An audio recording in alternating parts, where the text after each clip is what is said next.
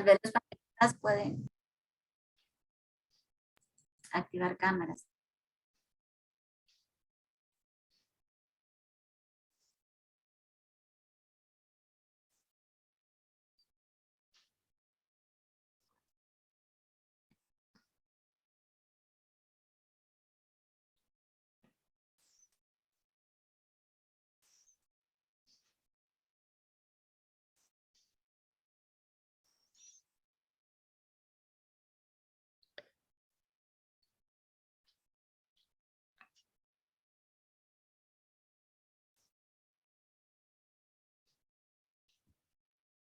Ivonne, si estás hablando no te estamos escuchando, tal vez es No. eso.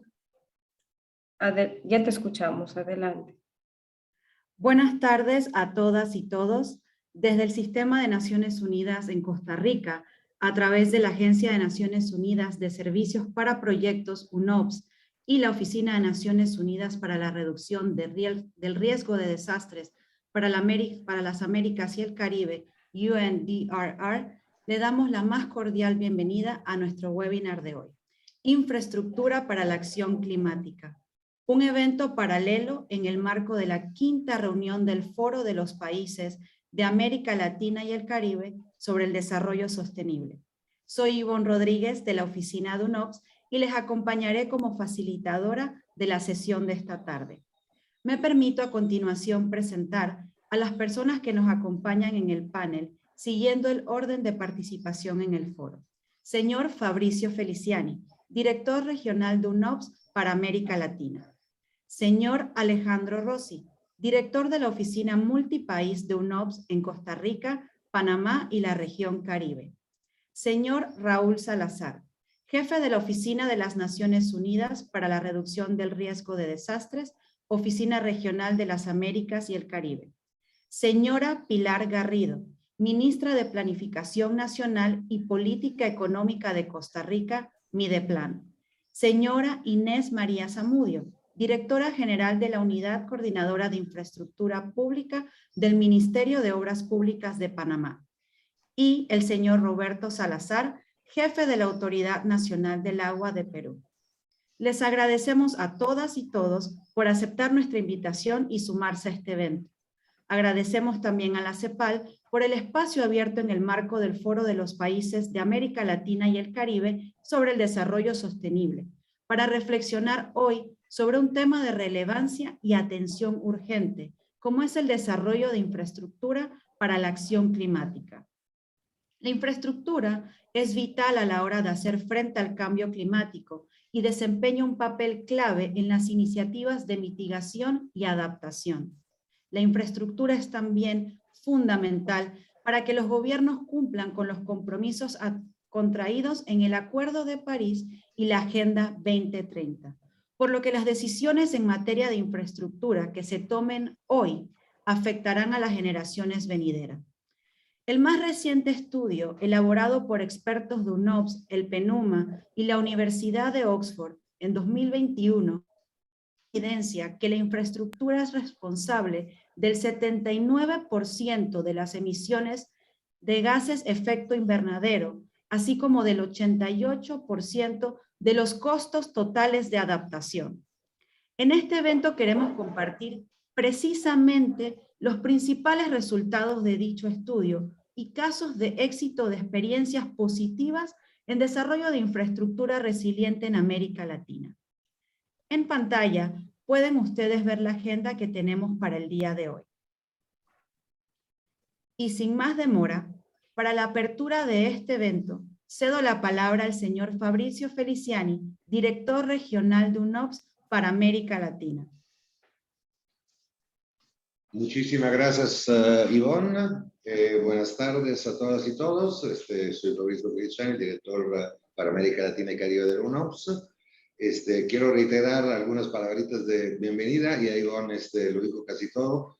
En particular, quiero agradecer a los panelistas que hoy vamos a oír, que son la señora ministra Pilar Garrido, que es la ministra de Planeación Nacional y Política Económica de Costa Rica, la señora Inés María Zamudio, que es la directora de la Unidad Coordinadora de Infraestructura Pública del Ministerio de Obras Públicas en Panamá, al señor Roberto Salazar, que es el jefe de la Autoridad Nacional de Agua del Perú, y a mi amigo y colega Raúl Salazar, que es el jefe de la Oficina Regional de las Naciones Unidas para la Reducción de Riesgo de Desastre, así como a nuestro director en Costa Rica, Alejandro Rossi, por la participación y espero que este evento efectivamente sea un éxito. Es un evento paralelo, como saben, de la 5ª reunión del Foro de los Países de América Latina y Caribe sobre el Desarrollo Sostenible, que por las Naciones Unidas lidera CEPAL, con la participación de todas las organizaciones del sistema de Naciones Unidas. Bueno, la UNOPS, como saben, es una organización de Naciones Unidas que entre su área de mandato tiene la infraestructura. Y por lo tanto mantenemos un enorme compromiso para apoyar especialmente la estrategia para la acción climática a través, obviamente, de los proyectos de infraestructura, pero a la vez de los otros proyectos que tenemos en nuestro mandato, que muchas veces están muy relacionados, que es un proyecto que tiene que ver con adquisiciones públicas y con este enfoque que llamamos de gestión pública justa y equitativa. Quiero mencionar, ya lo mencionó Ivonne anteriormente en la presentación general del evento. En este estudio de UNOPS y la Universidad de Oxford, se está viendo cómo este desarrollo de infraestructura puede efectivamente tener múltiples efectos sobre diferentes sudestes. Pero también a nivel regional, ese es un estudio global.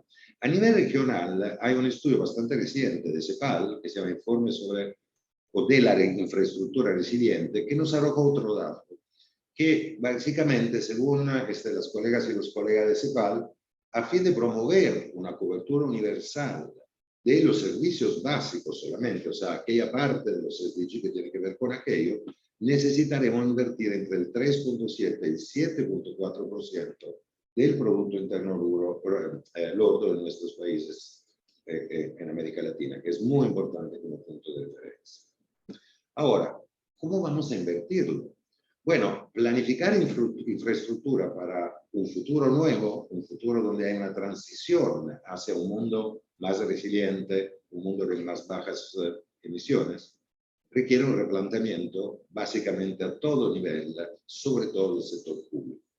Es decir, los niveles de gobiernos, por eso tenemos estos panelistas hoy, y que necesitan aplicar diferentes enfoques para que efectivamente esas nuevas formas de pensar la infraestructura sean enfocadas en las personas a través de probablemente cambios en los sistemas de planificación, de división, de implementación, de gestión eficiente de la infraestructura.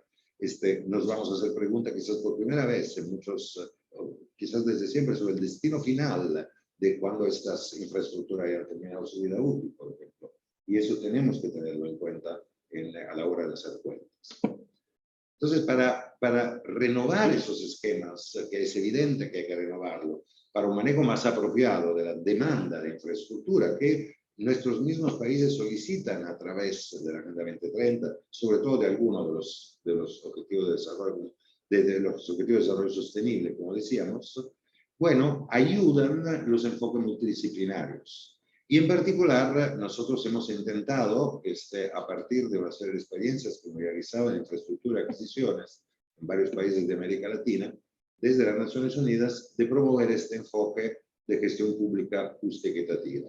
Porque efectivamente es un enfoque que toma en cuenta la sostenibilidad económica, ambiental, la sostenibilidad social, obviamente, fomentando una competencia más abierta, tratando de tener realmente el valor de los servicios y de los bienes públicos que nosotros podemos financiar a través de esta nueva planificación de infraestructura que realmente valgan la pena con respecto a los recursos públicos que estamos invirtiendo en ello. Hoy en día se presentan desde Panamá, desde Perú y desde Costa Rica casos concretos, los colegas panelistas, acerca de algunas tomas de decisiones, de cómo se puede cambiar quizás en algunos casos, qué experiencias han tenido en ciertas decisiones más oportunas acerca del diseño, por ejemplo, de la implementación y obviamente del mantenimiento y del destino final o de la exposición final de una infraestructura sostenible que nos vuelva más resiliente a todo lo que está ocurriendo ahora en el mundo, en un contexto donde es evidente el incremento del impacto del cambio climático los riesgos de desastres, como después seguramente mi colega Raúl podrá contarnos. Aquí nomás yo creo que es importante que escuchemos precisamente estas experiencias. Solamente quiero obviamente agradecer esta oportunidad que nos da este intercambio en este evento paralelo del Foro Regional. Como bien lo señala CEPAL en su flamante quinto informe sobre el progreso de los desafíos regionales de la Agenda 2030, hay varios casos donde hay francos retrocesos también en este sector. Hay retrasos, también simplemente retraso en el desarrollo de infraestructura sostenible y resiliente, de acuerdo al mundo de antes todavía, y estamos ya en el mundo nuevo. Entonces, es realmente algo que es, desde todo lado, en Naciones Unidas estamos viendo como uno de los cuellos de botella para avanzar realmente en la implementación de la Agenda 2030. Entonces, quería volver a reiterar esto, que es también un poco el enfoque de CEPAL. El CEPAL, ustedes saben, tiene un enfoque mucho desde las políticas hacia la realidad. Nosotros complementamos porque nosotros trabajamos muy a nivel de base, entonces desde las experiencias concretas a veces nos atrevemos a dar consejos a los que las hacen, las políticas. Y ese es uno de los casos. Muchísimas gracias por estar aquí con nosotras y nosotros. Espero que realmente pueda ser útil para todos y todas, y le devuelvo la palabra a Ivonne. Muchas gracias. Muchas gracias, señor Fabricio Feliciani, por sus palabras. Y daremos inicio ahora a las exposiciones de fondo previstas para esta tarde. La primera de ellas a cargo del señor Alejandro Rossi, director de la Oficina Multipaís de UNOPS en Costa Rica, Panamá y la región Caribe. Señor Rossi, tiene usted la palabra. Muchas gracias, Ivonne. Buenas tardes a todas y todos. Es un gran gusto estar en el marco de este foro, de este quinto foro de los países de América Latina y el Caribe, con el propósito de hacerles conocer un poco más de este reciente informe que mencionaba Ivonne al inicio sobre infraestructura para la acción climática, y que tiene que ver precisamente con el contexto, este contexto que ha empezado a conocerse con mucho detalle a partir del año pasado, con el informe del Panel Intergubernamental de Cambio Climático y la visibilización del fenómeno de cambio climático como generalizado, rápido y en proceso de alta intensificación. Frente a esa realidad que viene siendo puesto día a día de conocimiento a través de distintas instituciones, estudios que se van conociendo, pero es una realidad que cotidianamente tenemos presente. Hay dos abordajes básicos de metodología. El primero tiene que ver con el enfoque de mitigación, que todas y todos ustedes conocen muy bien, con el propósito de limitar ese pace, esa velocidad de avance del cambio climático, muy focalizado particularmente en poner bajo control el umbral de las temperaturas medias del planeta. Y por el otro lado, el enfoque de adaptación, más orientados a ver, bueno, lo que nos queda luego de haber realizado el máximo esfuerzo para prepararnos a vivir, a convivir con el clima ya modificado y que forma parte del escenario que vamos a ver en las décadas por delante. Desde esa perspectiva, los países que trabajan en coordinación con UNOPS y las restantes agencias del Sistema de Naciones Unidas enfrentan desafíos importantes, tales como ir más allá de los compromisos definidos en ocasión de la suscripción del Acuerdo de París en 2015. Las contribuciones nacionales tienen que ser revisadas y cada vez más sometidas a enfoques más ambiciosos con el propósito de ralentizar tanto como sea posible este fenómeno imparable del cambio climático. Y por el otro lado, desde el punto de vista de los organismos financieros que trabajan con gobiernos y con la comunidad internacional, se trata de ver nuevos focos temáticos, reasignaciones de fondos y también, como se ha visto a lo largo de esta semana a través del evento de la CEPAL, excelentes presentaciones de la banca de inversión internacional sobre mecanismos como los bonos especiales dedicados a atender estos temas. Esto es parte de lo que está pasando, del contexto. Por favor, la siguiente. En términos de la importancia de la infraestructura, Antes hablábamos de estas dos dimensiones de la mitigación y de la adaptación, y precisamente es una buena manera de mirar el impacto relativo. Y así lo mencionábamos hoy al comienzo, la infraestructura es responsable nada menos que del 79% de las emisiones de gases de efecto invernadero. De la misma manera, en términos de adaptación, la infraestructura capta normalmente más del 88% de todos los costos de adaptación. Cifras que tal vez no todos conocíamos, pero sin duda que son impactantes y determinantes de una conclusión, y que consiste en decir que no podemos pensar en la infraestructura sin pensar en el cambio climático, de la misma manera que tampoco podemos pensar sobre el cambio climático y la acción climática sin considerar la infraestructura, destacando entonces ese peso relativo que tiene en todos los proyectos.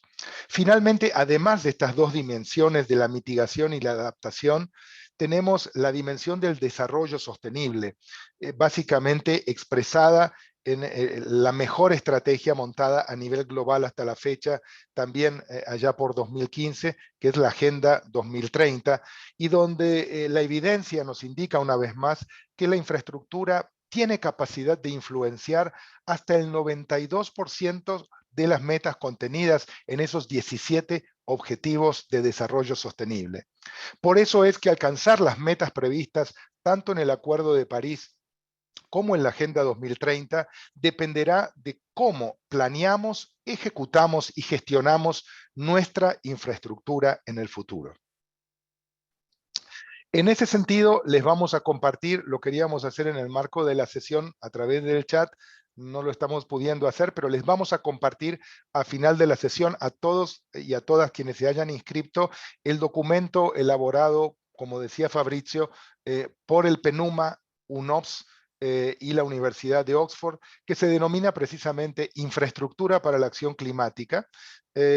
Aquí pueden ver el enlace, pero ese estudio tiene varios focos que me interesa destacar simplemente para que lo consideren como un estudio de referencia cuando se trata de tomar acción en materia de infraestructura y a favor de la acción climática, precisamente por el abordaje sectorial.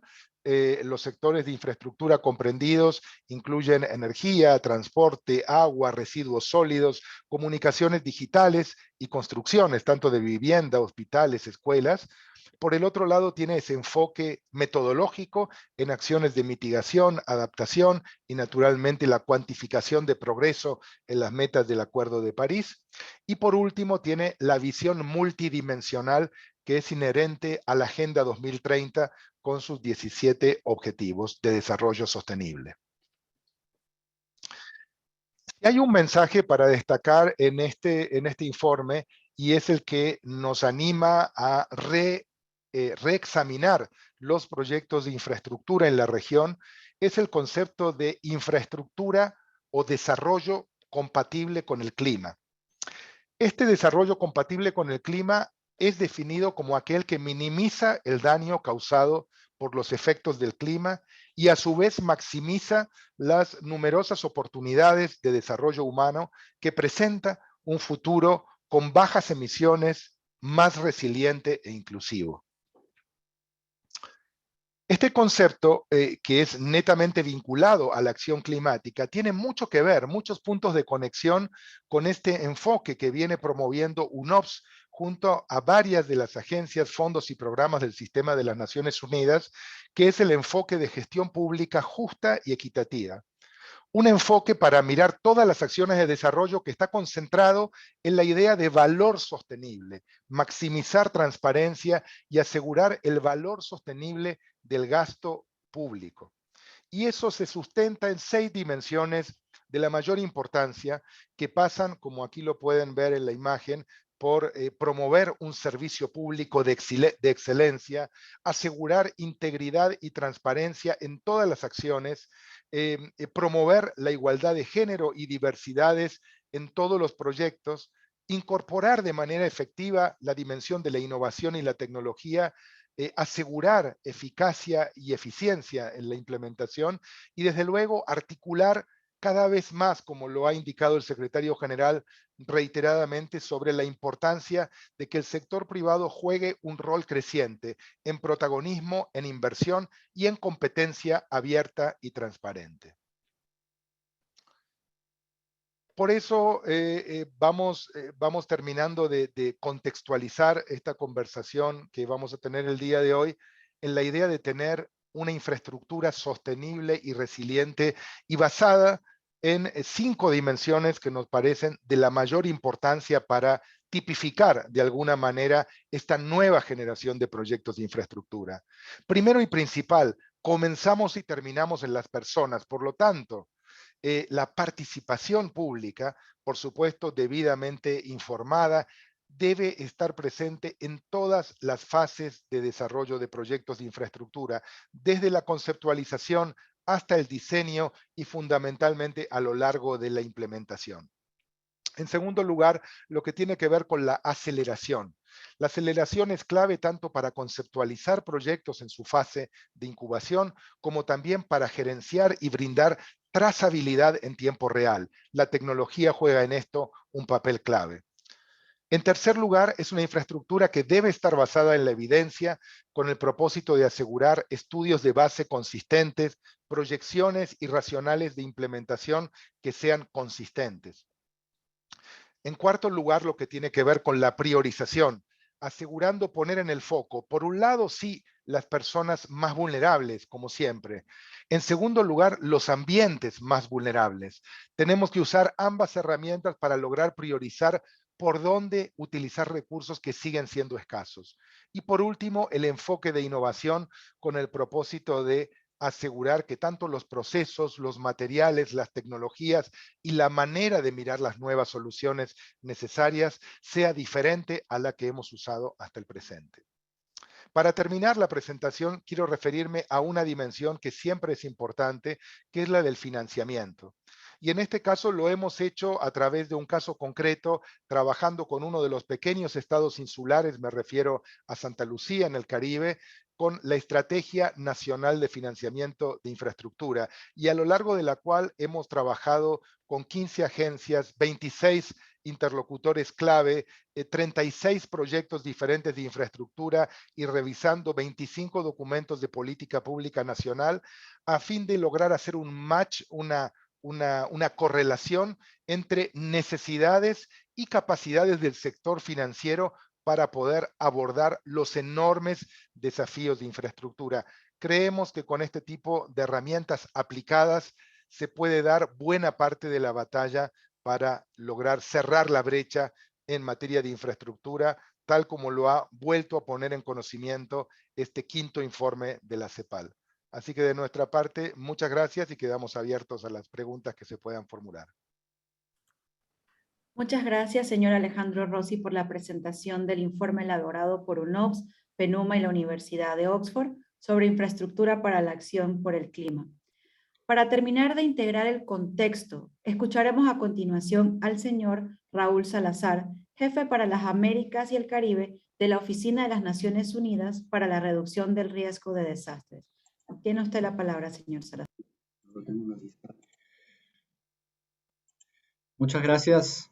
No sé si ven la pantalla correcta. ¿La pueden ver? Bien. Sí. Esta pantalla completa, ¿correcto? No, vamos a ponerla. Vamos a poner en pantalla completa. Bueno, antes que nada quería saludar a la ministra Pilar Garrido por estar acompañándonos en esta reflexión, a Inés Zamudio, representante del Ministerio de Obras Públicas de Panamá, al ingeniero Salazar, de la Autoridad Nacional del Agua en Perú, a Alejandro Rossi, por también compartir esta oportunidad de traer estas reflexiones desde nuestra Oficina de Naciones Unidas para la Reducción de Riesgo de Desastres, a mi querido amigo Fabricio Feliciani, también por esta invitación y por las asociaciones para traer justamente esta construcción de resiliencia en los procesos de avance y de construcción hacia los objetivos de desarrollo sostenible. Quizás para iniciar esta reflexión es importante poner un dato de contexto, ¿no? Y es cuáles son las tendencias que vemos a nivel de lo que ha sido la valoración en los últimos 20 años del impacto de los desastres a nivel global. Y lo que podemos ver en esencia es que si bien los esfuerzos han sido importantes para lograr, digamos, enfrentar estas amenazas con esta construcción de medidas, ¿no? Que son medidas de gobernanza, medidas físicas también de mitigación, pareciese que la complejidad del contexto que se enfrenta no es suficiente, digamos, para reducir las pérdidas económicas que se están enfrentando y que en los últimos 20 años, comparados con los 20 años previos, indican un incremento prácticamente en el doble de las pérdidas económicas por desastres.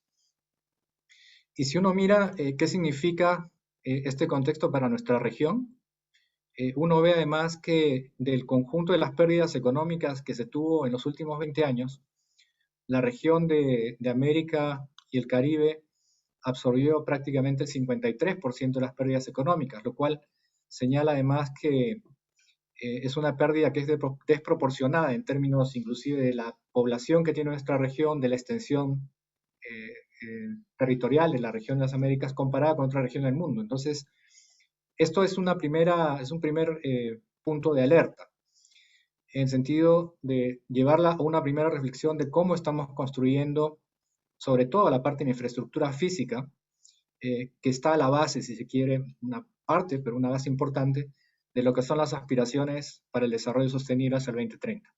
Nuestra región absorbe aún estas pérdidas económicas y nos lleva a reflexionar justamente a cómo estamos integrando estos criterios de resiliencia en estos aspectos también de infraestructura.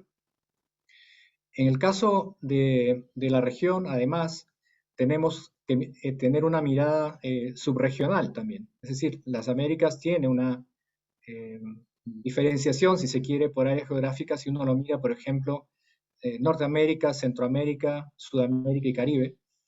Y si uno hace una valoración de lo que son el impacto de estas pérdidas económicas por desastres como porcentaje del PBI de los países a nivel global, los 10 países que absorben un mayor porcentaje como porcentaje del PBI, están 9 de ellos en nuestra región, a excepción de Samoa. 9 de ellos en nuestra región y los 9 son del área Caribe. Entonces, un segundo punto de la reflexión respecto a la infraestructura resiliente, digamos, de una manera agregada, si se quiere, para nuestra región, llama también a echar una mirada especial, una atención especial hacia la construcción de esta resiliencia en la zona Caribe.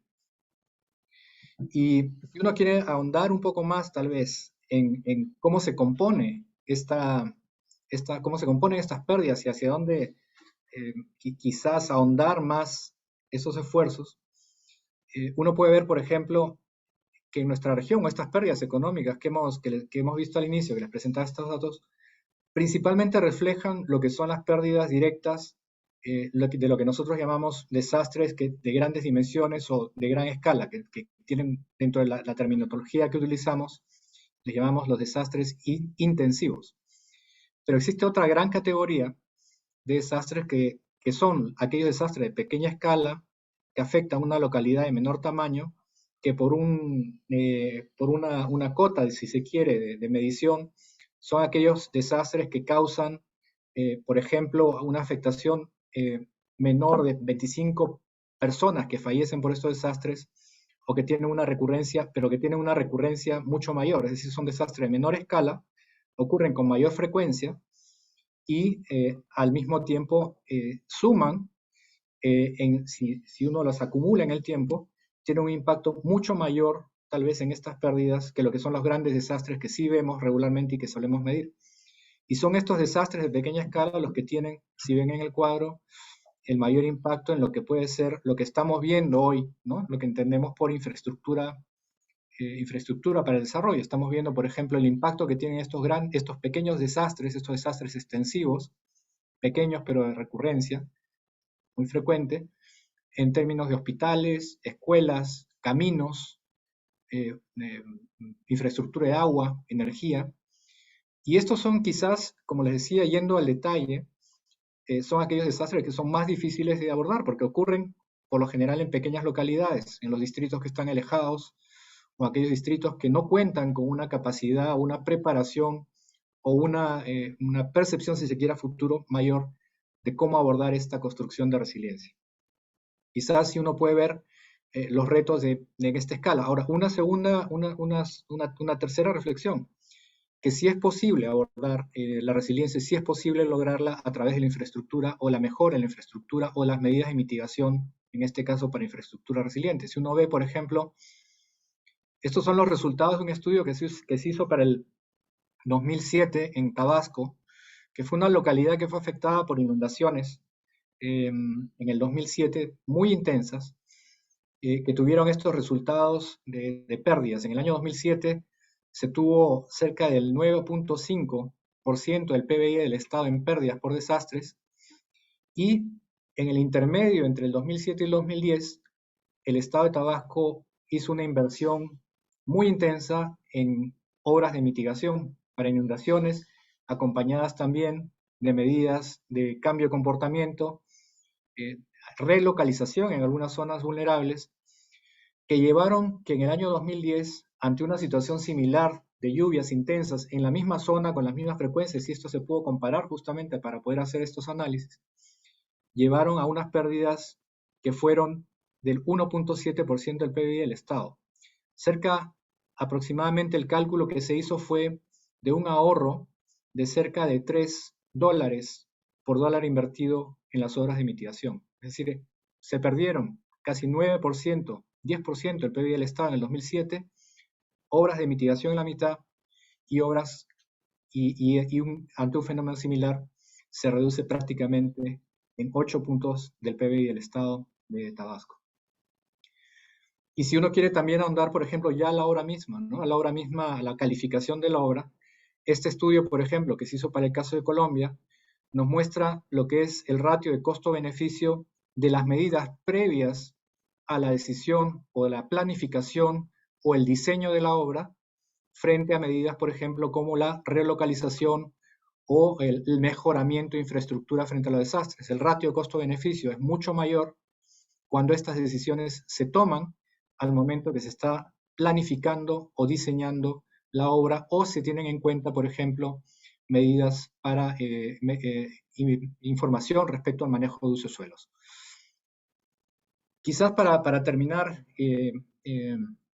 Alejandro, y no exceder el tiempo que se nos pide, o sea, nosotros dentro de la estrategia de la Oficina de Naciones Unidas para la Reducción de Riesgo de Desastres, cuando hablamos de infraestructura resiliente, entendemos estos 4 aspectos para lograrlo, ¿no? Primero, aquellos vinculados al conocimiento, es decir, entender que los desastres que están ocurriendo son producto de riesgos que además cada vez están más encadenados, son más sistémicos. No solamente estamos hablando primero de una sola amenaza, sino que estamos hablando también de una amenaza que puede generar efectos en cascada en distintos sectores. El caso del COVID es un caso clarísimo, donde tenemos una emergencia en salud que afecta a la infraestructura hospitalaria, pero que al mismo tiempo tiene impactos en cadena en muchos otros sectores. También los principios, por ejemplo, otro de los aspectos que estamos tocando son los principios de infraestructura resiliente, en donde ya se vienen desarrollando desde nuestra oficina estos principios de manera de convertirlos también en una posibilidad de convertirse en una normativa ISO. Tenemos también aspectos de gobernanza y planificación, donde, por ejemplo, vemos cómo el tema de los marcos regulatorios que promueven o que son el contexto de la inversión resiliente son necesarios, son contextos que tienen que favorecer no solamente la inversión, orientar la inversión pública de manera que integren estos principios de reducción de riesgo de desastres en el momento de la planificación, sino también que orienten o faciliten la integración dentro del sector privado. Dentro de estos procesos, el tema de integración de soluciones basadas en la naturaleza es importante. Estamos viendo, por ejemplo, cómo de estos recursos que han sido invertidos por los gobiernos en cerca de 33 países de nuestra región en los esfuerzos de recuperación post-COVID, son cerca de 500 billones de dólares que han sido dedicados por el Estado para este proceso de recuperación, pero solamente el 4% de estos recursos podría calificarse como inversión sostenible, si se quiere. Este es un estudio que lanzó la Oficina de Medio Ambiente hace poco. Otros aspectos, por ejemplo, tienen que ver con el apoyo técnico y la capacitación, es decir, cómo llevamos estas herramientas cómo facilitamos estas herramientas para la toma de decisiones del sector privado y público. Por ejemplo, estos temas de stress testing que permiten facilitar o valorar lo que es el ejercicio de infraestructura resiliente. Información, por ejemplo, sobre cómo se está llevando a cabo, qué tanto éxito se tiene en lo que es el impacto de estos desastres y su integración en las decisiones de inversión, o iniciativas globales como la Coalición sobre Infraestructura Resiliente que lidera el gobierno de la India, con un conjunto de estados, aproximadamente ya son 14 de nuestra región que están integrándose a esta iniciativa y que justamente llaman a una preocupación de cómo podemos proteger esta infraestructura que está a la base, como le decía, del desarrollo sostenible. Quizás un tema central es el tema financiamiento, lo tocó Alejandro como parte del estudio. ¿Cómo vamos a orientar, por ejemplo, los requerimientos y cómo vamos a generar, identificar las fuentes, pero también generar los incentivos para la inversión en infraestructura resiliente, tanto pública como privada, y cómo, dentro de la estrategia que estamos aplicando también dentro de la organización, cómo podemos promover estos modelos innovativos de financiamiento. Solamente quisiera cerrar, Alejandro, esta reflexión, indicando que cuando hablamos de inversión resiliente o infraestructura resiliente, estamos hablando de un componente importante de infraestructura pública, pero también infraestructura privada. Y en este caso podemos tener una planta como la que se ve en la foto, que es una foto de un país de nuestra región, una planta fabricante de autos, ensambladora de autos, pero que está totalmente inundada y paró por aproximadamente casi 8 meses por efecto de inundaciones. Es decir, lo que quiero decir con esto es que cuando hablamos de infraestructura resiliente estamos hablando de un sistema, de un enfoque sistémico. Es decir, esto no puede funcionar solamente por la infraestructura, sino que tiene que estar en alianza con los gobiernos locales, con los ministerios y sectores que proveen, por ejemplo, de los servicios de transporte y acceso a este tipo de infraestructura, y la población en general que forma parte de todo este esfuerzo de construcción de resiliencia. Esto es lo que queríamos compartir, Alejandro, y bueno, muy atento a las preguntas. Muchas gracias. Muchas gracias, señor Salazar, por sus palabras que contribuyen a integrar el contexto desde la perspectiva del riesgo de desastres en nuestra región, todo lo cual será el marco para la ronda de intervenciones nacionales que sigue a continuación. Vamos a pasar ahora a la segunda parte de nuestro evento, donde escucharemos, a partir del contexto ofrecido desde 2 agencias especializadas del Sistema de Naciones Unidas, como lo son UNOPS y UNDRR, las experiencias concretas en 3 países de América Latina. Para este panel de experiencias contamos con 30 minutos. Luego de finalizar este panel, abriremos un espacio de preguntas y respuestas entre la audiencia y panelistas. Recuerden que pueden enviar sus preguntas a través del chat de Zoom. Tendremos colegas que estarán recopilando sus preguntas para transmitirlas en el momento oportuno. Ahora daremos inicio al panel de experiencias, donde generaremos una reflexión sobre las realidades de Costa Rica, Panamá y Perú en materia de infraestructura para el cambio climático. Le voy a pedir a cada uno de los panelistas que por favor nos compartan en primer momento sus reflexiones sobre las principales lecciones aprendidas y retos que identifican en relación al desarrollo de infraestructura sostenible frente a los desafíos emergentes del cambio climático y el riesgo de desastres en su país. Cada panelista contará con 4 minutos para exponernos su posición en esta primera ronda de intervenciones.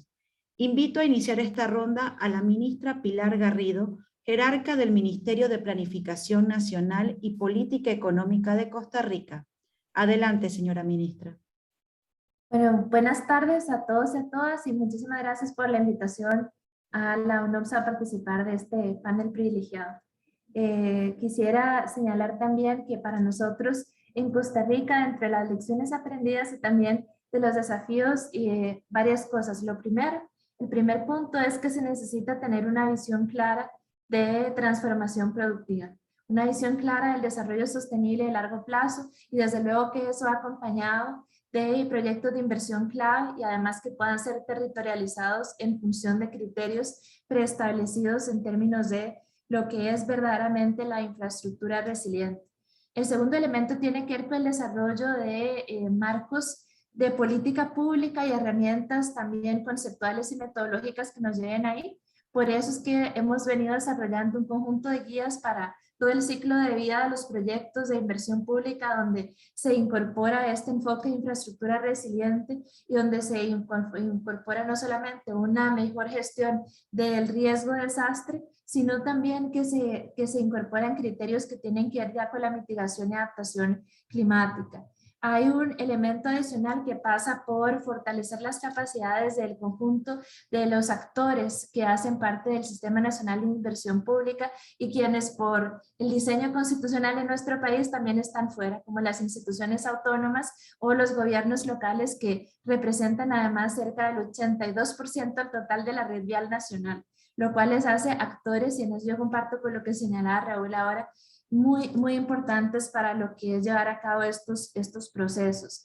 Hay un elemento adicional que está vinculado con este que acabo de señalar, que tiene que ver con la gobernanza y la coordinación, y es que se necesitan entornos regulatorios y de gobernanza pública que sean claros y mecanismos de coordinación entre los diferentes actores de la inversión pública, tanto públicos como privados, para que exista un entorno que facilite y favorezca estos cambios. El otro tema tiene que ver justamente con lo que es amparado a esos ajustes, la transparencia de la inversión pública y promover mecanismos de participación donde la sociedad y el sector privado tengan un rol también protagónico en esas definiciones. Y el elemento en el que estamos trabajando ahora, que creo yo que es sumamente significativo, es poder a ciencia cierta decir la cartera de proyectos de inversión pública que está presentando Mideplan, que está presentando el gobierno de la República, que está presentando el país, es efectivamente resiliente. Y para eso lo que estamos haciendo es transformando nuestro banco proyecto de inversión pública y definiendo una nueva taxonomía de proyectos según categorías, una taxonomía verde o ambiental que recoja eso que tiene que ver con la mitigación y adaptación al cambio climático, las dos dimensiones de la acción climática, y que además pueda establecer adicional a eso una taxonomía sostenible con otros criterios que tienen que ver con dimensiones y proyectos sociales, económicos y otros. La definición de indicadores desde esa base, en la lógica y el entendimiento que la planificación y la gestión prospectiva de ese riesgo y también de todas las variables climáticas se hace desde la conceptualización misma de los proyectos, y ahí esa definición de los indicadores y después una valoración de cada uno de esos proyectos según las dimensiones que ya hemos venido definiendo para luego poderles priorizar adicionalmente en ese marco de proyectos priorizados ya por sí según la visión de economía 3D y de largo plazo, resiliente, descarbonizada, inclusiva, que hemos venido trabajando con matices territoriales. Para nosotros este es un cambio vital en lo que es cómo se van a partir de ahora a empezar a trabajar los proyectos de inversión pública, y lleva aparejado toda una estrategia de implementación que pasa por el avance verdadero de los proyectos. Y un último elemento que quisiera señalar es también la necesidad de retomar ese enfoque integrado, poder hacer ese mapeo de proyectos sectoriales en los cuales podamos definir. Sabemos que adaptación climática es mucho recurso hídrico, pero sabemos también que el resto de infraestructura es vital en temas de mitigación o demás, o que los edificios, por ejemplo, tiene que haber un nuevo entendimiento de construcciones que sean sostenibles, eficientes energéticamente, biofílicas, y entonces ahí hay mucho espacio para innovar y también para el trabajo con el sector privado, donde las agencias de Naciones Unidas pueden jugar también como brokers de ese nuevo ecosistema y esa nueva gobernanza que requiere esta visión de infraestructura climática. Cierro diciendo que esa coordinación de acciones es clave y que también nosotros entendemos la infraestructura como un sistema que sea innovador, circular y sostenible, y que a eso nos hemos abocado. No digo nada de financiamiento porque entiendo que tal vez más adelante lo podemos abordar. Gracias. Muchísimas gracias, señora ministra, por esta reflexión inicial, y les recuerdo a nuestra audiencia que pueden ir dejando sus preguntas en el chat de la conferencia. A continuación, cederé la palabra a la ingeniera Inés María Zamudio, directora general de la unidad, coordinadora de infraestructura pública del Ministerio de Obras Públicas de Panamá, quien nos presentará su perspectiva desde el punto de vista de la infraestructura vial. Adelante, señora Zamudio. Sí. Muy buenas tardes. Ante todo, quiero dar las gracias por la invitación a participar de este evento como parte del Foro de los Países de América Latina y el Caribe sobre el Desarrollo Sostenible 2022, y con este importante tema como lo es la infraestructura para la acción climática. Muy buenas tardes a los panelistas, a los amigos de UNOPS. En este sentido, realizar inversiones estratégicas en infraestructura en nuestro país es de vital importancia, más en estos momentos que nos encontramos en una reactivación económica, y es un compromiso asumido por el presidente de la República, Laurentino Cortizo Cohen. Como por ejemplo lo que son las ampliaciones de los puertos, las ampliaciones y rehabilitaciones de las carreteras, la ampliación de las líneas del metro, que está ahorita mismo en acción, y también la producción de energía limpia, entre otros, lo cual les permitirá reducir las brechas de movilidad logística y proveer de condiciones competitivas en la cadena de valor, que crea un gran potencial o una gran generación de empleos y reduce los sobrecostos que se producen por esta falta de infraestructura. En este contexto, Panamá presenta algunos elementos que favorecen una acción climática efectiva en términos de cumplimiento de los roles que debemos desempeñar en el desarrollo de la infraestructura, de cara a alcanzar las metas planteadas en el marco global del Acuerdo de París, el cual fue ratificado por Panamá a través de la Ley 40 del 12 de septiembre de 2016, y que tiene entre sus principales objetivos el reducir el incremento de la temperatura media global en 2 grados centígrados, también promover los esfuerzos que hagan sostenibles que el calentamiento global no supere los 1.5 grados centígrados. Adicional, se establece la necesidad de conseguir la neutralidad climática, una gran ambición para todos los países, que es que los gases de efecto invernadero sean por lo menos asumidos o absorbidos por los sumideros naturales como los bosques. Esos son uno de los principales objetivos establecidos en este Acuerdo de París. También es importante destacar que Panamá tempranamente se integró al grupo de países que ratificaron la Convención Marco de Naciones Unidas para el Cambio Climático, lo que conocemos como el Protocolo de Kioto. Y recientemente, como ya mencioné, el Acuerdo de París. Asimismo, expresamos que nuestras políticas públicas, específicamente en lo que es la Estrategia Nacional de Cambio Climático, la Política Nacional de Adaptación y Mitigación al Cambio Climático, así como la estructuración de un conjunto o un tejido institucional en torno a las acciones y medidas que Panamá requiere para reforzar la capacidad de reducir los impactos por desastres, aumentar la resiliencia ante los cambios del clima y de esta forma mitigar las emisiones de los gases de efecto invernadero.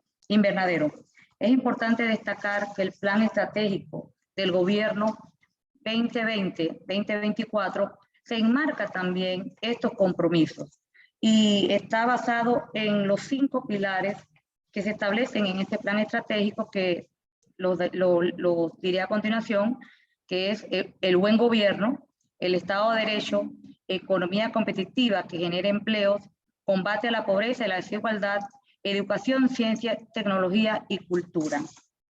En este sentido, también la contribución de Panamá se centra en la mitigación en los sectores de energía, uso de la tierra, cambio de uso de la tierra, silvicultura y transporte. Tenemos los siguientes. En 2030 y 2050 lograr una capacidad instalada eólica y solar del 15 y 30% respectivamente.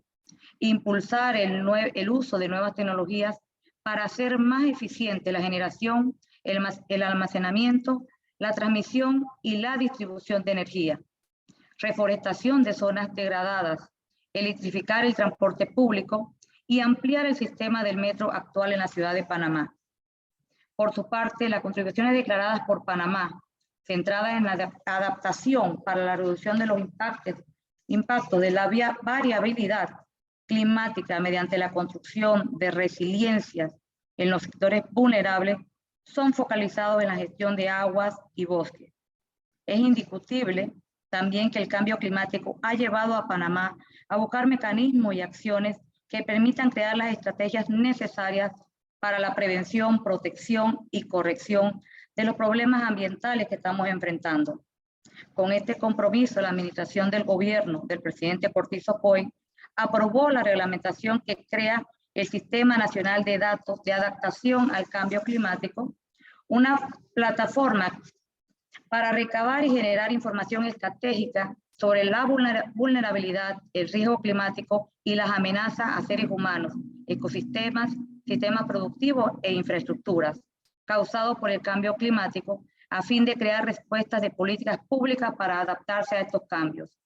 Para esto, la administración del gobierno aprobó el decreto 100 del 20 de octubre de 2020, que reglamenta el capítulo segundo de la Ley 41 del 1 de julio de 1998. Este programa tiene como objetivo llevar a cabo los procesos de cuantificación, gestión, reporte y registro de emisiones, y estará a cargo de la Dirección Nacional de Cambio Climático del Ministerio de Ambiente. Y entre sus principales componentes podemos destacar que se crea el Sistema Sostenible de Inventarios, el registro de emisiones y acciones de mitigación, el registro de medios de implementación, el Sistema Nacional para el Seguimiento y Actualización de la Estrategia Nacional. Además, se crea la Plataforma Nacional de Transparencia Climática, adscrita al Sistema Nacional de Información Ambiental, como mecanismo oficial para la gestión, monitoreo, reporte y registro de las iniciativas nacionales, enfocadas en el fortalecimiento de la contribución determinada a nivel nacional, CDN por sus siglas. Por otra parte, es importante mencionar que también el Ejecutivo, la administración del presidente Laurentino Cortizo, sancionó el decreto 135 del 30 de abril 2021, que reglamenta el capítulo primero de la Ley 41 de 1998, con la finalidad de fomentar la capacidad de adaptación necesaria para generar una respuesta nacional frente a los fenómenos y eventos ocurridos recientemente, como la pandemia COVID-19, para lo cual ningún país estábamos preparados para atender. En primer lugar, con este decreto se crea el Sistema Nacional de Datos de Adaptación al Cambio Climático, una plataforma para recabar y generar información estratégica sobre la vulnerabilidad, los riesgos climáticos y las amenazas a seres humanos, ecosistemas, sistemas productivos e infraestructuras causados por el cambio climático, a fin de crear respuestas de políticas públicas para adaptarse a estos cambios. En este sentido, la administración del presidente Cortizo ha continuado con el... Disculpe, ingeniera Zamudio.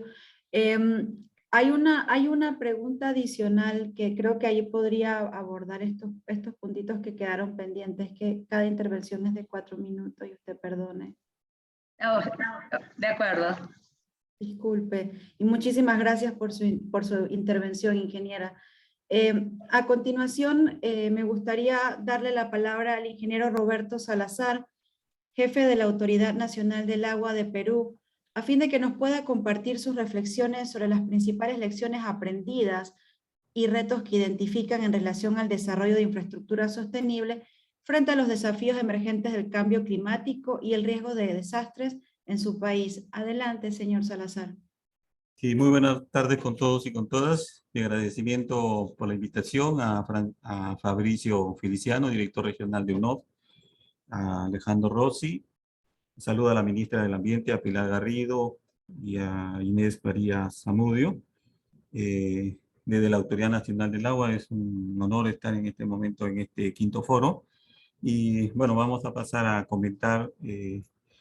La Autoridad Nacional del Agua es un ente técnico normativo en el país, en Perú, y tenemos la responsabilidad del manejo del agua en toda la región.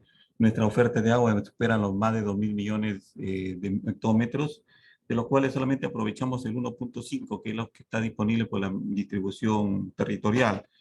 Y en el tema de del impacto del cambio climático, hemos identificado 4 medidas de adaptación que nos permite, que voy a describir.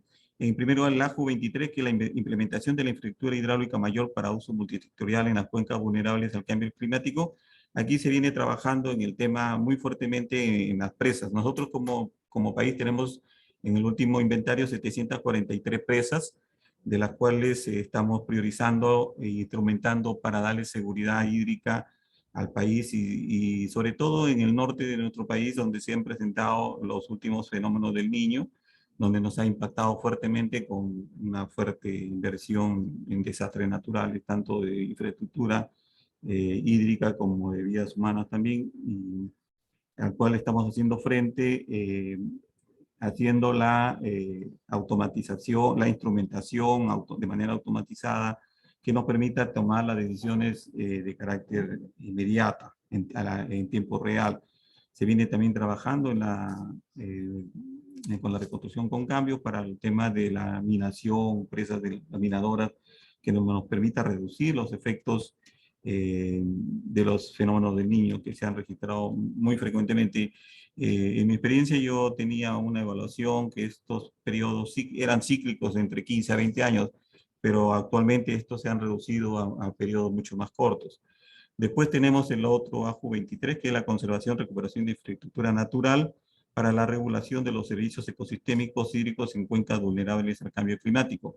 El día de ayer, el Premier en el Congreso ha anunciado, por ejemplo, en este caso, el Fondo Nacional del Agua, que nos va a permitir hacer un fondo para poder proteger las partes altas de la cuenca, que es prácticamente también una responsabilidad de la Autoridad Nacional del Agua. Después tenemos implementación del sistema de alerta temprana ante inundaciones, que lo venimos trabajando en varias cuencas con apoyo internacional. Hemos hecho últimamente en la cuenca del río Rima con el apoyo del gobierno coreano. También tenemos, por ejemplo, el control y vigilancia de la calidad del agua. En nuestro país tenemos 159 unidades hidrográficas, de las cuales estamos monitoreando 153 el año anterior, que hemos logrado coberturar y en control de calidad de agua, ¿no? Después, otra de las medidas que hemos adoptado también es implementar una red hidrométrica propia de la autoridad para poder tener control de la oferta de agua en nuestro país. También tenemos una modernización en el otorgamiento de derechos que le da al usuario, al agricultor, cierta seguridad jurídica. También estamos proponiendo mecanismos de articulación multisectorial para la gestión integrada de los recursos hídricos al cambio climático. Nos encontramos actualmente actualizando nuestra política nacional de los recursos hídricos con la incorporación de los ejes del cambio climático y seguridad hídrica, en el cual también tomamos en cuenta la gestión de riesgo. Otro de los ejes que hemos tomado también es la implementación de servicios de información.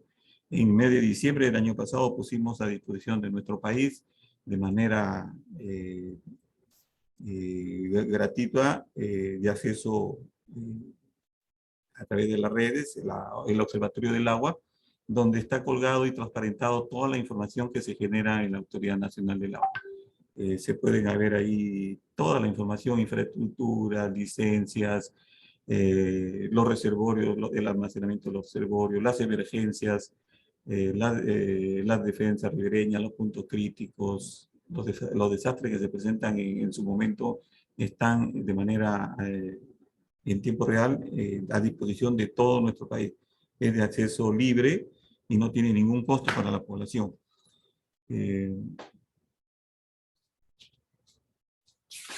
Bueno, esto por el momento era mi participación. Muchas gracias. Muchas gracias, ingeniero Roberto Salazar, por esta visión desde la experiencia del Perú en el sector vinculado a la gestión del agua, sumamente vulnerable frente al cambio climático.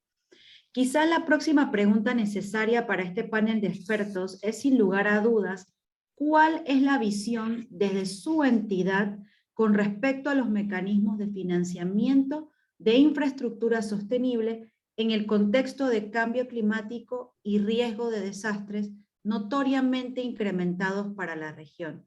Comenzamos nuevamente con la ministra Garrido. Adelante, ministra. En temas de esta consulta, yo quisiera abordar el tema del financiamiento aquí, Ivonne, y señalar que uno de los temas, más allá de poder hacer esas coordinaciones que son sectoriales para poder compensar y mitigar algunos de los efectos colaterales y aumentar las oportunidades de beneficios que hacen falta, o poder hacer esos bundles de proyectos prioritarios de inversión pública territorializados, por ejemplo, para aumentar la resiliencia. Más allá de todo eso, hay un tema que también es que tenemos una gran necesidad de acelerar la inversión pública resiliente en un contexto fiscal que también es restringido en los países de América Latina y el Caribe, y que muchas de las opciones que tenemos son créditos soberanos, y que esa es la opción que la mayoría de los multilaterales ofrecen a países como el nuestro.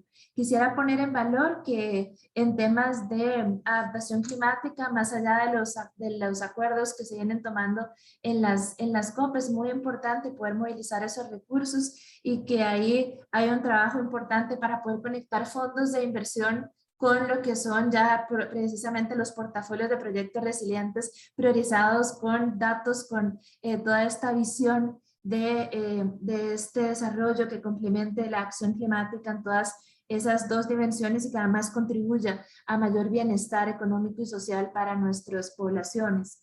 Yo ahí quisiera señalar que Costa Rica va a firmar muy pronto un acuerdo un decreto junto con los operadores, la bolsa de nuestro país, la Asociación de Pensiones, y también el sistema, el mercado de valores y la Cámara de nuestro país del mercado de valores, para poder desarrollar también esta otra alternativa de bonos temáticos con ellos, y poder establecer fideicomisos u otros instrumentos que nos ayuden a poder hacernos un poco más cargo de lo que es esta implementación.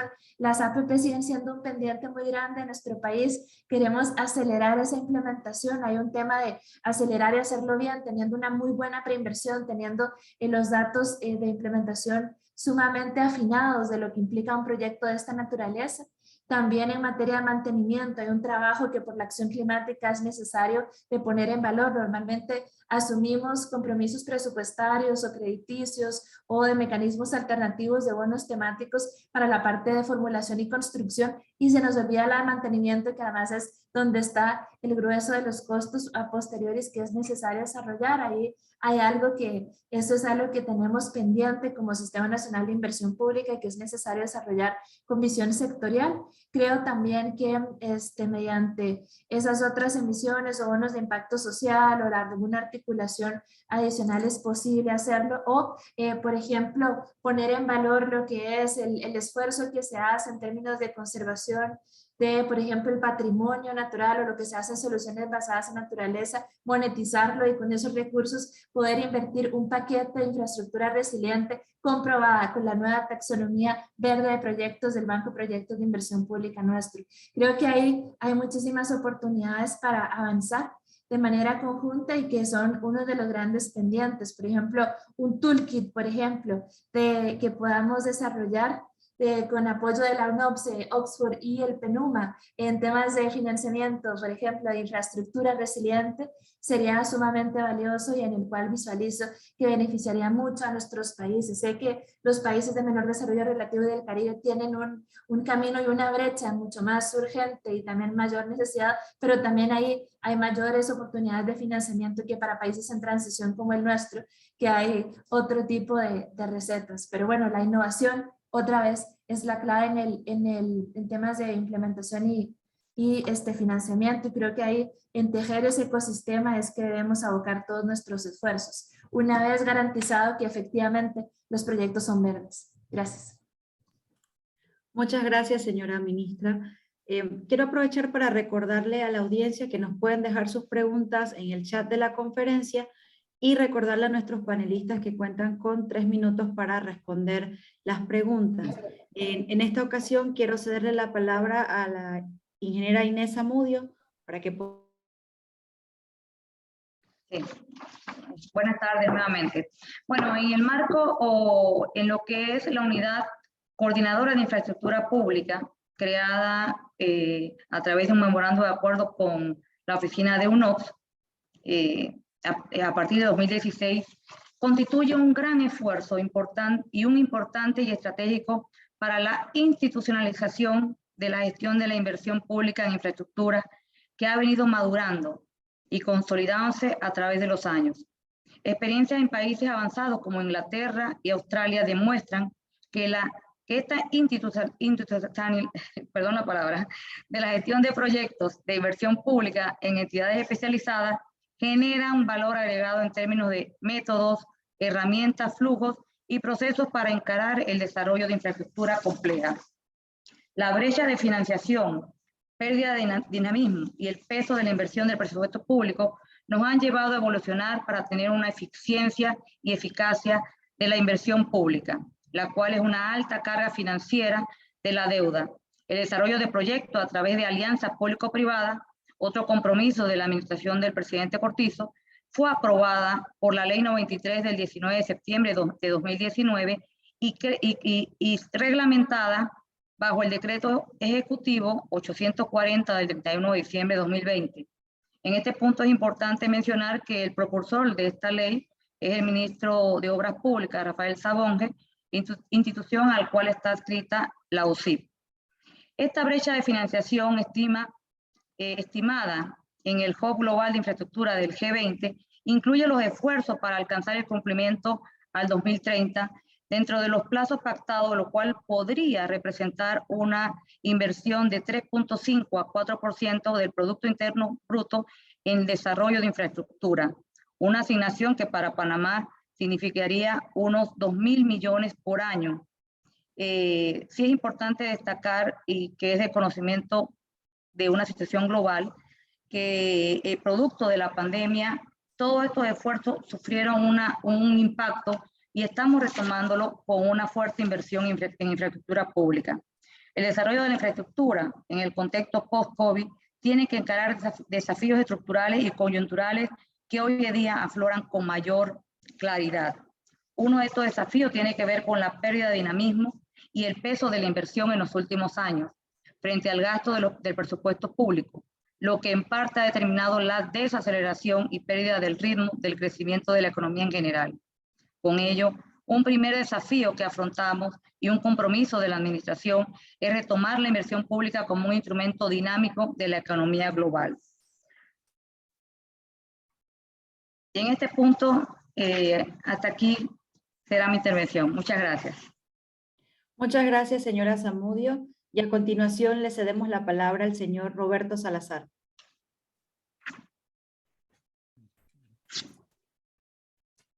En el caso de la Autoridad Nacional del Agua, en los desafíos de financiamiento, bueno, de su creación, ha sido un financiamiento en la gestión integral de los recursos hídricos con autofinanciamiento. ¿Qué quiere decir? Que todos los usuarios del agua a través de la recaudación económica aportan para el sostenimiento de la Autoridad Nacional del Agua con sus órganos desconcentrados, consejos de cuencas, secretarías técnicas, y que tenemos distribuido en todo el país. Sin embargo, el presupuesto de la autoridad está financiada aproximadamente entre el 16 a 20% con recursos ordinarios que provienen del Estado, el 60%, el 60% de la recaudación de la REA, que es un recurso directamente recaudado que contribuimos todos los que usamos el agua, y el otro 20% está prácticamente con endeudamiento con préstamos del Banco Mundial, KfW, con donación, cooperación internacional, que se trabaja permanentemente, ¿no? En el caso del Banco Mundial, por ejemplo, tenemos ya experiencias de hace 10 años atrás que vienen financiando la gestión integral de los recursos hídricos a través de, inicialmente con una experiencia de 6 cuencas en el país. Nosotros hemos limitado al país en 28 consejos de cuencas, de las cuales ya tenemos implementada 14, o sea, estamos al 50%. Consejos que son donde se desarrolla la planificación de las cuencas con participación de todos los actores: gobierno regional, gobierno local, juntas de usuarios, comunidades campesinas, comunidades nativas, la academia, los operadores de los sistemas hidráulicos, los usuarios no agrarios, o sea, todos los actores de una cuenca planificando, desarrollando, gestionando, evitando los conflictos que no deben escalar, sino ellos mismos como actores de su propia gestión de los recursos hídricos deben solucionarlo, ¿no? Y para ello el financiamiento ha ido a potenciar, a fortalecer las capacidades de estas instituciones. Tenemos en ejecución actualmente 10 cuencas que están trabajándose con el Banco Mundial, con un aporte de $40 millones, y tenemos también notas conceptuales para poder desarrollar hacia el futuro proyectos nuevos para la gestión integral de los recursos hídricos en otras cuencas donde no hemos podido intervenir a la fecha, donde se van a fortalecer los consejos de cuenca. Vamos a también a impulsar la seguridad de las presas en la operación y mantenimiento. Acabamos del año pasado de crear una unidad funcional para el monitoreo de las presas a nivel nacional. Tenemos también un seguimiento de operación y mantenimiento de toda la infraestructura a nivel nacional. Y tenemos también un tema que hemos desarrollado, la metodología de la limitación de las cabeceras de cuenca, que vamos a impulsar para la protección del recurso en estas zonas que aproximadamente estamos hablando de 19.000 cabeceras de cuenca que van a tener que ser delimitadas. Ya tenemos la metodología aprobada y estamos en pleno proceso de implementación para ponerle al país toda esta delimitación para que sirva básicamente para poder invertir todos los proyectos de los ecosistemas ya en zonas delimitadas por la Autoridad Nacional del Agua. Gracias. Muchas gracias, señor Salazar. A continuación voy a sumar a este debate a los señores Alejandro Rossi y Raúl Salazar para que en 3 minutos cada uno nos compartan sus comentarios sobre las reflexiones emitidas por nuestros panelistas de Costa Rica, Panamá y Perú. Le cedemos la palabra al señor Alejandro Rossi.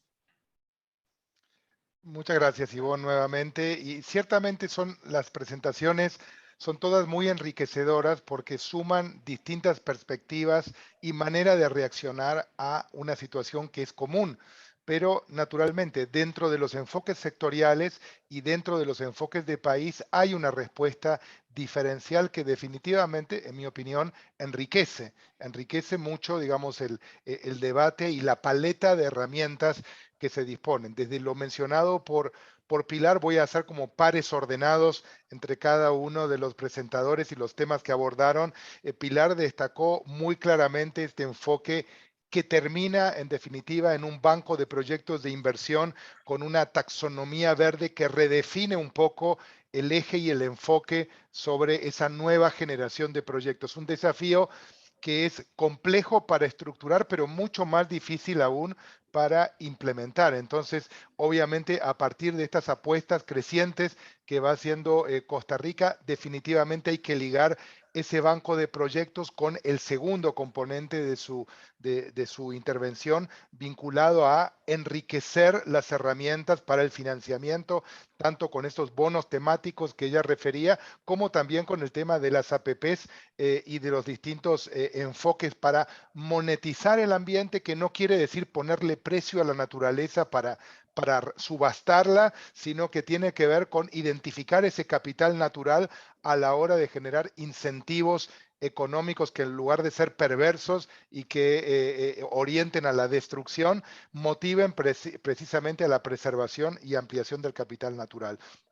En el caso de Inés, quedó también muy claro el enfoque panameño con respecto a la definición de proyectos que son estratégicos y que tienen que ver con la competitividad, con la sostenibilidad, y para eso, obviamente, la importancia de tener un mecanismo de financiamiento que achique la brecha a través de poner opciones interesantes como las APPs, que nuevamente aparecen no solamente referenciadas, sino convertidas en un marco legal suficientemente reglamentado, pero que a la hora de la hora, como se dice a veces, es importante verificar que ese marco legal sea suficientemente leído por el mercado, de tal manera que haya un incentivo ya desde el lado financiero para usarlo y tener cada vez más volumen de APP sobre el clásico endeudamiento soberano.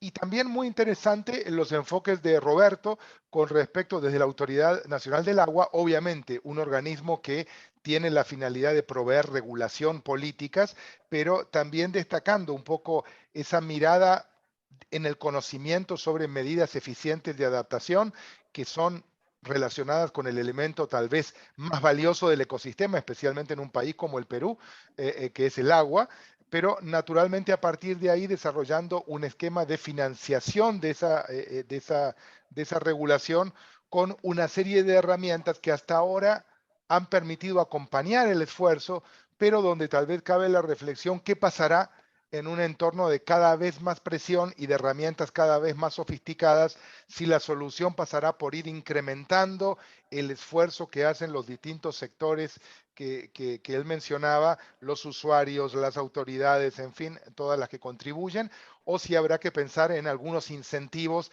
para hacer entrar un poco más a sectores como el privado en esta materia. Entonces, interesantísimos todas las tres intervenciones y más bien felicitaciones y muchas gracias a las tres y a los tres. Muchas gracias, señor Rossi. Señor Raúl Salazar, es su turno en este momento. Muchas gracias, Ivonne. No creo que podría añadir a esta excelente reflexión que han hecho los panelistas y los puntos que ha tomado Alejandro. Realmente yo solamente podría quizás retomar algunos puntos que me parecen también digamos, en un contexto regional, que están alineados a lo que escuchábamos justamente al inicio de este foro de desarrollo sostenible por parte del presidente de Costa Rica, por parte de Alicia Bárcena, y es este contexto regional, un contexto regional donde además se están dando una reflexión conjunta sobre justamente el tema de financiamiento para el desarrollo y particularmente, por ejemplo, tiene que ver con todo este tema de orientación hacia un desarrollo verde o azul y que recae también justamente en los temas de infraestructura y los mecanismos regionales que se están planteando para ello en las distintas subregiones. Se está planteando un fondo, por ejemplo, de resiliencia para el Caribe. Hay otro fondo que ha sido recientemente aprobado para los países de la CELAC, donde justamente lo que se está buscando es algo que planteaba la ministra Garrido en el sentido de tratar de identificar conjuntamente cómo se puede acceder a estos fondos, facilitar el conocimiento, acceso a experiencia entre países y entre organizaciones para acceder a las ofertas de financiamiento que se van abriendo a nivel regional, orientadas hacia este desarrollo. Un segundo punto también, cómo a través de la cooperación entre los países se puede avanzar en el fondo que es principal, y se señaló también al inicio de este foro, la principal fuente de financiamiento para esta construcción de resiliencia proviene de los propios países. Es decir, que tanto, como señalaba la ministra, se puede blindar las inversiones nacionales integrando estos criterios de adaptación, integrando estos criterios de reducción de riesgo de desastres. Creo que eso es lo central y creo que la región además tiene un avance muy importante en esta línea que habría que tal vez extender, diría yo, que es este grupo de trabajo técnico de cambio climático y resiliencia que existe en el marco del Sistema Nacional de Inversión Pública, o Sistema Nacional de Inversión Pública en este órgano subsidiario de la CEPAL, y que reúna a los ministerios de Economía, Finanzas y Planificación, compartiendo las experiencias de cómo integrar estos criterios al momento que se analiza la inversión pública, facilitando metodologías para hacerlo, experiencias, buenas prácticas, y tiene que ver también estos temas de regulación, etc. Yo creo que entonces quizás una nota resumen es que para estos procesos es importante mantener este aspecto multilateral de la aproximación a la construcción de resiliencia, el acceso a los recursos, y también estas alianzas público-privadas que apuntan justamente a abordar el conocimiento, no solamente el sector privado, sino también el público en esta búsqueda. Esos son los comentarios, Ivonne. Muchísimas gracias, señor Salazar. Muchísimas gracias por las contribuciones de cada uno de los y las panelistas de esta tarde. Sus presentaciones han despertado un amplio interés en esta tarde y tenemos muchas preguntas del público, pero trataremos de responder una pregunta por panelista por cuestión de tiempo y agradecemos que lo puedan hacer en 1 minuto y medio cada uno. La primera pregunta va dirigida a la ministra Pilar Garrido y la pregunta es la siguiente.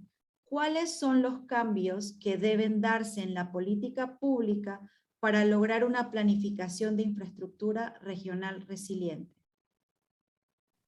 Adelante, señora Garrido. Muchas gracias. Sí, lo primero es visión estratégica.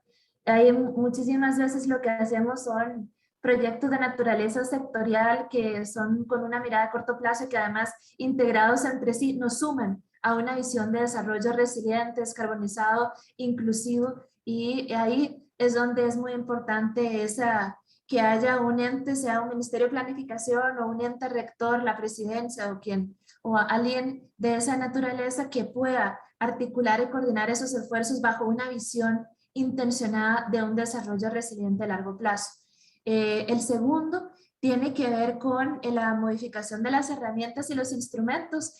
Muchos de nuestros sistemas nacionales de inversión pública se ven ante este desafío enorme de la mitigación y la adaptación climática y necesitan desde ya no solamente gestionar mejor el riesgo, ¿verdad?, que contenía en la fase de preinversión las amenazas, que en eso creo yo que los SNI han avanzado de una manera óptima, sino incorporar criterios de adaptación, de resiliencia, de cambio climático a lo largo de todo el ciclo de vida de los proyectos de inversión pública. Y eso es algo que se debe hacer. Y luego lo otro, yo diría avanzar hacia esa taxonomía de proyectos verdes que además nos ayuda con la fase siguiente que se refiere a lo que es el financiamiento verde. Que yo te pueda decir y te pueda probar y te pueda garantizar con indicadores, con las métricas, con los estudios de factibilidad, con la obra diseñada de tal manera que podamos garantizar que efectivamente se hizo de tal manera que esa infraestructura resiliente pues va a tener también mayores oportunidades en entornos competitivos de recursos de ser financiados por financiamiento verde. Y ahí es donde los fondos a nivel mundial también están colocando esas intenciones. Entonces yo creo que en términos de política pública eso es, y resguardar esa visión de coherencia de política pública y recordar que es más allá que solo infraestructura, es el entorno completo del resto de políticas públicas que tienen que sumar a ello también. Muchísimas gracias, señora ministra. La segunda pregunta está dirigida al señor Roberto Salazar, jefe de la Autoridad Nacional del Agua en Perú. Y la pregunta es la siguiente. En Perú, ¿cómo han logrado incorporar la resiliencia en la infraestructura sanitaria frente al cambio climático y uso eficiente del agua? Adelante, señor Salazar.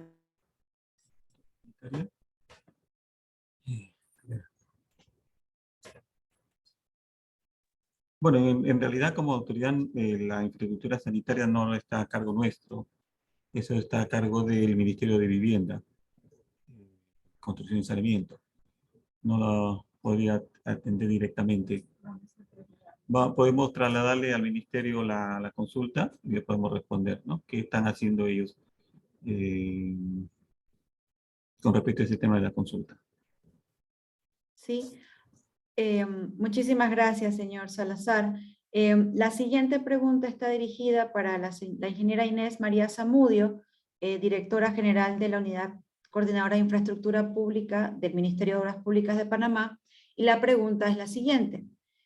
¿Cuáles capacidades deben fortalecerse para reducir las emisiones de gases de efecto invernadero de las obras de infraestructura?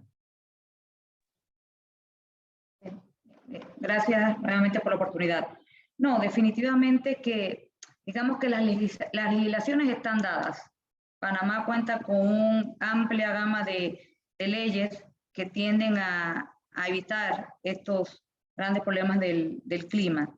Pero definitivamente que para la inversión de infraestructura pública, para un futuro inmediato, Panamá debe crear un marco de gobernanza, funcionalidad, eficiencia y seguridad y resiliencia del ciclo de vida de los proyectos.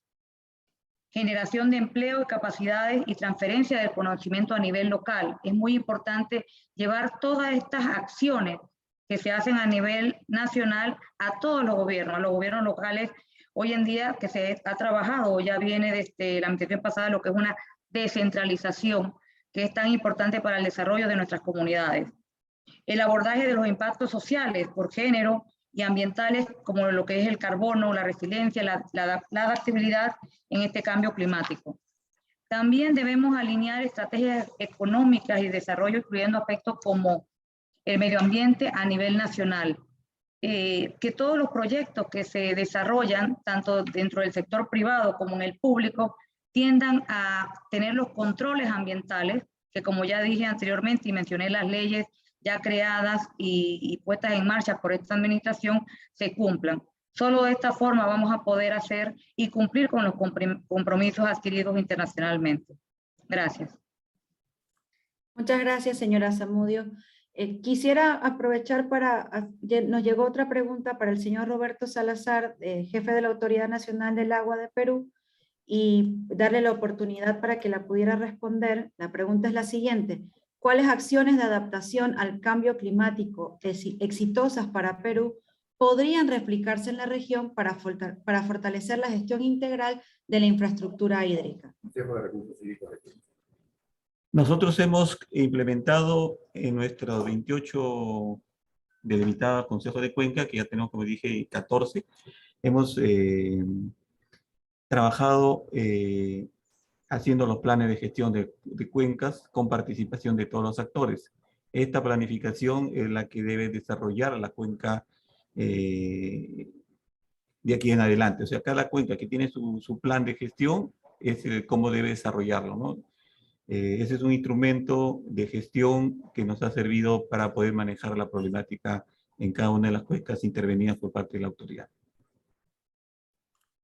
Muchísimas gracias, señor Salazar. La siguiente pregunta está dirigida al señor Alejandro Rossi y es la siguiente. Debido al cambio climático, las obras públicas y privadas resilientes requieren más inversión.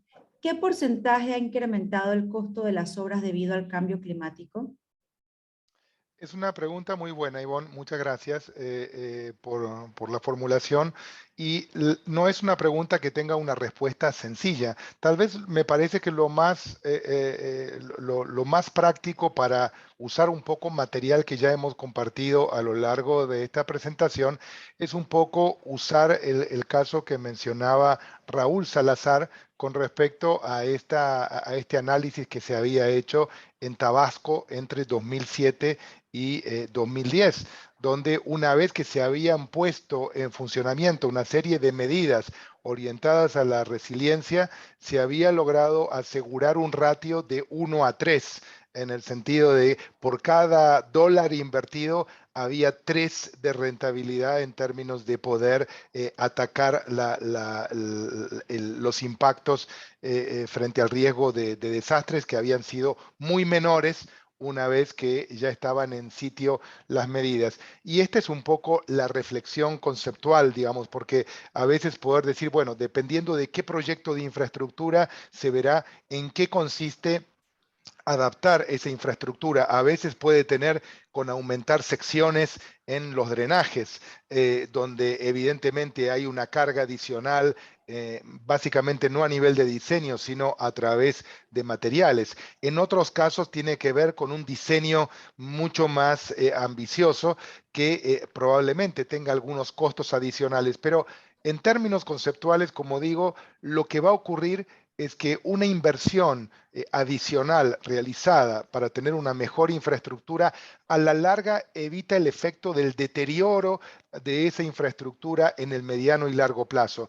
Y hay yo que estoy basado en San José y veo en Costa Rica cada vez que tenemos la estación lluviosa y lidiamos con toda la recuperación de los caminos y los distintos, toda la red de caminos del país. En muchos lugares alejados de las zonas centrales se ve como año tras año vuelve a haber aludes, deterioros y reconstrucciones. Sistemáticamente todos los años la Comisión Nacional de Emergencias debe atender esa situación y debe reconstruir. Y la pregunta ¿es realmente ese el mejor camino donde la población naturaliza que va a quedar aislada por una cantidad de días, tiene que volver a construirse el puente, la carretera o lo que fuera? ¿O realmente puede pensarse en una inversión más importante con visión de largo plazo? Me da la impresión claramente que lo segundo es lo más costo eficiente y lo mejor pensando en la población vulnerable. Muchísimas gracias, señor Rossi. Y finalmente, la última pregunta está dirigida al señor Raúl Salazar, jefe de la Oficina de las Naciones Unidas para la Reducción de Riesgos y Desastres. La pregunta es la siguiente: ¿qué rol tiene el Big Data y la información en tiempo real de las Smart Cities en la resiliencia de las ciudades y sus infraestructuras? Adelante, señor Salazar.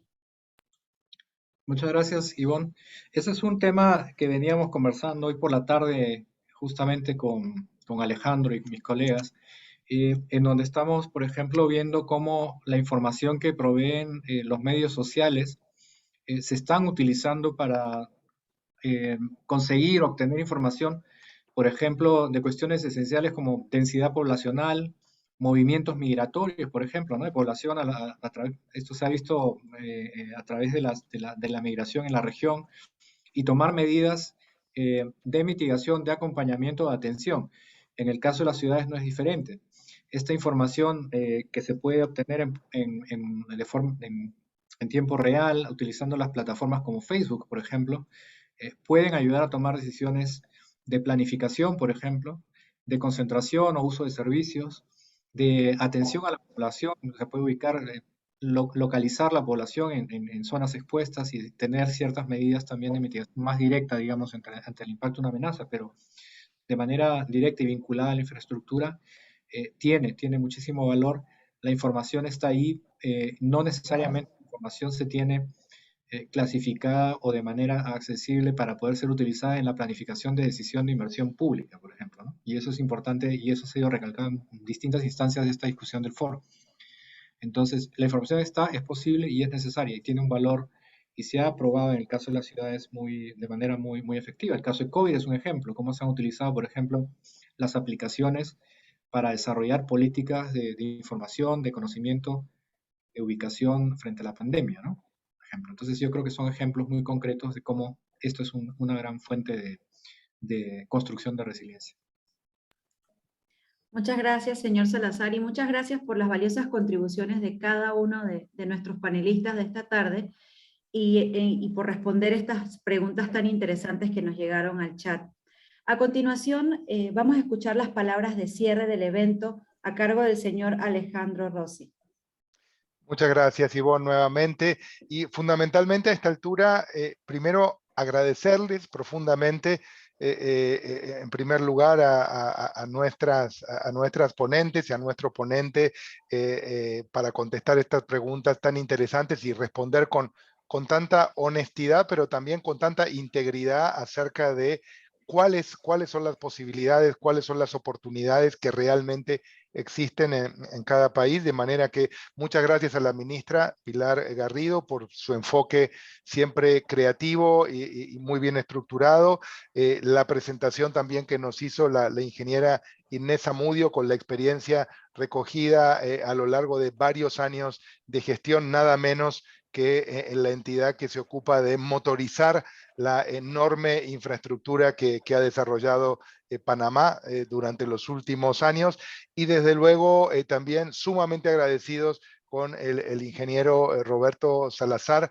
por ese enfoque desde tal vez uno de los países de la región que libra la batalla más dura contra la escasez en términos de recursos hídricos y por lo tanto estrategias que no solamente han sido ideadas, sino que han sido probadas al momento de tener mejor nivel de información. Y por supuesto, quiero formular un especial agradecimiento por la amistad de siempre y la colaboración a mi colega Raúl Salazar, jefe regional de UNDRR para América Latina y el Caribe, por estar siempre abierto a cooperar, a buscar oportunidades de sumar fuerzas, porque creo que es algo que está saliendo de este foro en estos días en que tuve el privilegio de participar. No alcanzan con los esfuerzos aislados, ni aislados a nivel del sistema de Naciones Unidas, cada agencia por su lado, ni tampoco a nivel de los distintos países con un enfoque fraccionado o nacional. Y me tomo un poco del ejemplo de Raúl, porque el COVID se ha ocupado de desenmascarar todos los mitos que nos quedaban en pie todavía, y es que el enfoque aislado definitivamente no nos lleva muy lejos.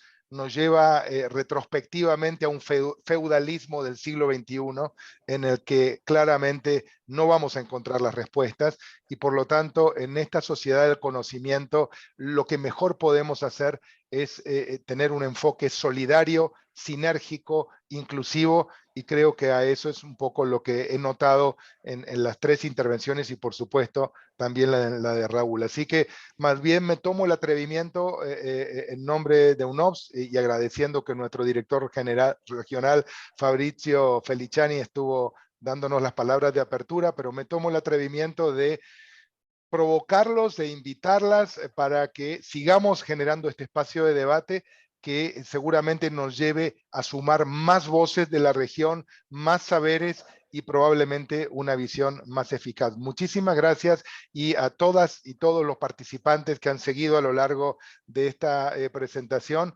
Muchísimas gracias por el acompañamiento, por las preguntas y por el compromiso de seguir interesándose en temas tan complejos. No siempre son fáciles de comprender y sin embargo ahí nos han acompañado a lo largo de toda la sesión. Muchísimas gracias a todas y a todos. Buenas tardes. Muchas gracias.